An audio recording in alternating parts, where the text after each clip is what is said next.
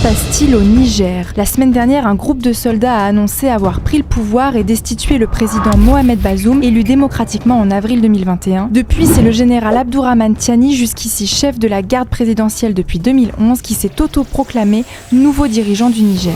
Nigériennes, Nigériens, mes chers compatriotes, le mercredi 26 juillet 2023, les forces de défense et de sécurité regroupées au sein du Conseil national pour la sauvegarde de la patrie, CNSP, ont mis fin au régime de la 7e République.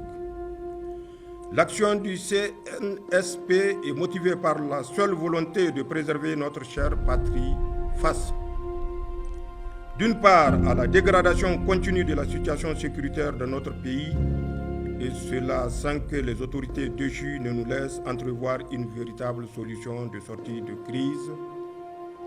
D'autre part, la mauvaise gouvernance économique et sociale.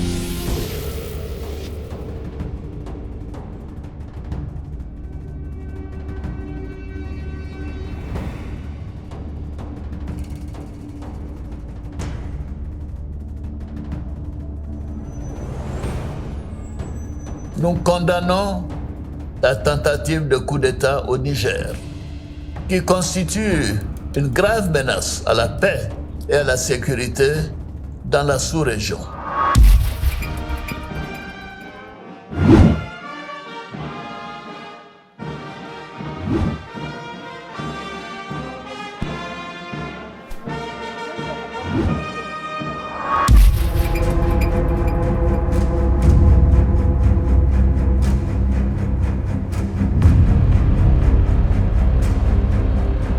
Nous avons demandé que le président Bazoum soit libéré immédiatement et sans condition.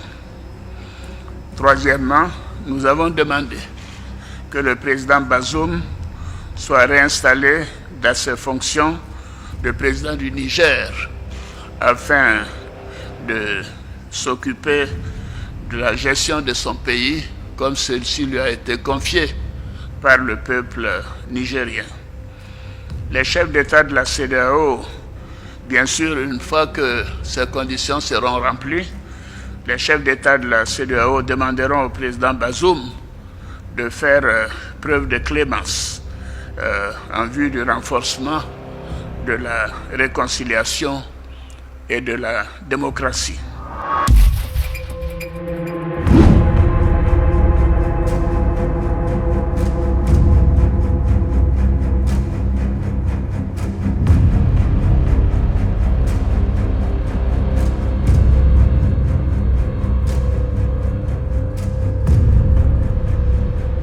Nous avons réaffirmé aussi que les putschistes seront tenus pour responsables pour tout ce qui pourrait arriver au président Bazoum, à son épouse, aux membres de sa famille et à toutes les personnes détenues avec lui. Les putschistes sont tenus totalement responsables des sanctions imposées au Niger. C'est un point qui a été relevé par tous les chefs d'État. S'il n'y avait pas eu de tentative de coup d'État, il n'y aurait pas eu de sanctions sur le peuple nigérien, frère.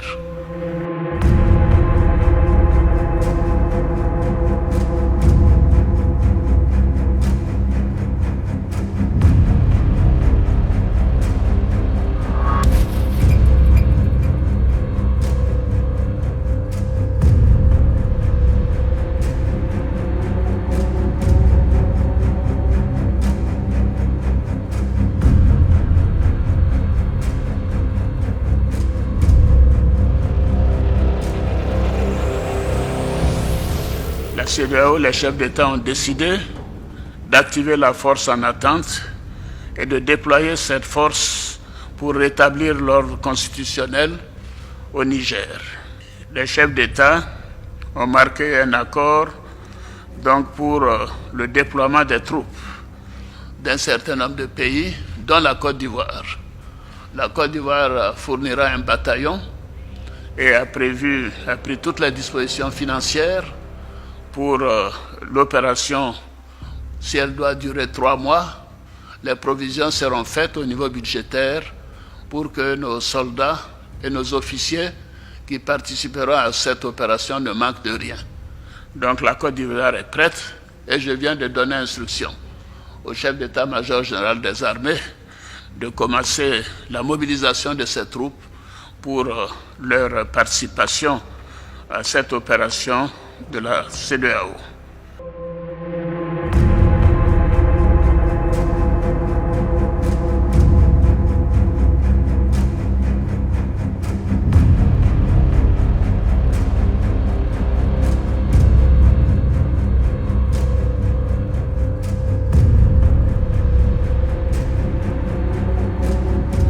Mais nous sommes déterminés à réinstaller le président Bazoum dans ses fonctions de président démocratiquement élu de la République du Niger.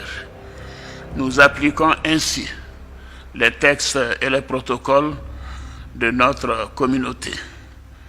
Alors notre objectif, comme vous le constatez, est la paix et la stabilité dans notre sous-région. Et surtout, le bien-être de nos populations et le développement de nos pays. Depuis que des putschs sont arrivés dans la sous-région, on peut constater qu'aucun des pays où il y a eu un putsch n'a amélioré sa situation économique ou sa situation sécuritaire.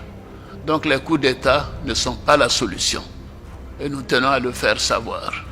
C'est ce qui explique la gravité de cette situation et la volonté des chefs d'État que nous sommes à faire en sorte que cela cesse. Je vous remercie.